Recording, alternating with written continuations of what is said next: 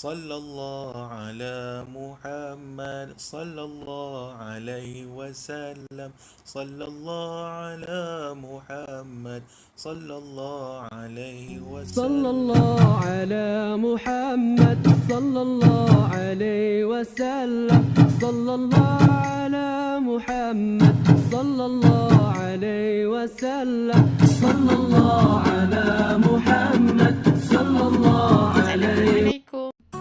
Hari ini kita bakal mendengar sebuah kisah, yakni kisah Rasulullah sallallahu alaihi wasallam berkenaan dengan kelahiran insan istimewa, iaitu kekasih Allah Nabi Muhammad sallallahu alaihi wasallam. Jom kita dengar sama-sama. Ustazah, boleh tak tolong ceritakan kisah kelahiran Nabi Muhammad sallallahu alaihi wasallam? Dengar sini ya anak-anak.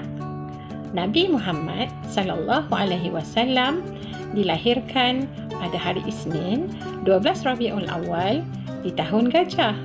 Nama sebenar baginda ialah Muhammad bin Abdullah. Nama ibu baginda Siti Aminah binti Abdul Wahab. Nama ayahnya ialah Abdullah bin Abdul Muttalib. Baginda berasal daripada bangsa Arab Quraisy dan dilahirkan di kota Mekah. Berita kelahiran Nabi Muhammad sallallahu alaihi wasallam telah dinyatakan di dalam kitab-kitab terdahulu sebelum kelahiran baginda lagi. Peristiwa kelahiran baginda amatlah ditunggu-tunggu. Pada malam sebelum kelahiran Nabi Muhammad sallallahu alaihi wasallam, ibunya Aminah melihat cahaya yang amat terang menyinari seluruh istana di negara Syam.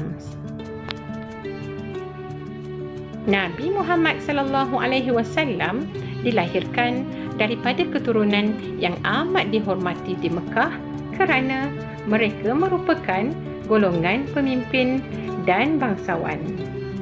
Mereka juga pemegang kunci Kaabah dan mereka juga sering memberikan makanan kepada tetamu yang mengunjungi Kaabah. Hebat kan keluarga Nabi? Mari Ustazah ceritakan apakah peristiwa yang berlaku sebelum kelahiran baginda. Nabi Muhammad sallallahu alaihi wasallam seorang anak yatim. Bapanya meninggal dunia ketika baginda masih di dalam kandungan ibunya. Apabila dilahirkan, datuknya Abdul Muttalib membawa baginda ke Kaabah dan menamakannya Muhammad, bermaksud yang terpuji. Nama itu tidak pernah digunakan dalam masyarakat Arab pada ketika itu. Apa pula peristiwa yang berlaku selepas kelahiran Nabi Muhammad? Mari dengar Ustazah cerita. Sebagaimana adat masyarakat Arab, Nabi Muhammad sallallahu alaihi wasallam juga dibesarkan di sebuah perkampungan bernama Bani Sa'ad. Di sana, baginda disusukan oleh Halimatus Sa'diyah, iaitu ibu susuannya. Udaranya di sana sangat segar, membantu tumbesaran Nabi Muhammad sallallahu alaihi wasallam agar membesar dengan sihat. Nabi Muhammad sallallahu alaihi wasallam merupakan kanak-kanak yang disayangi dan disenangi kerana akhlak baginda yang mulia.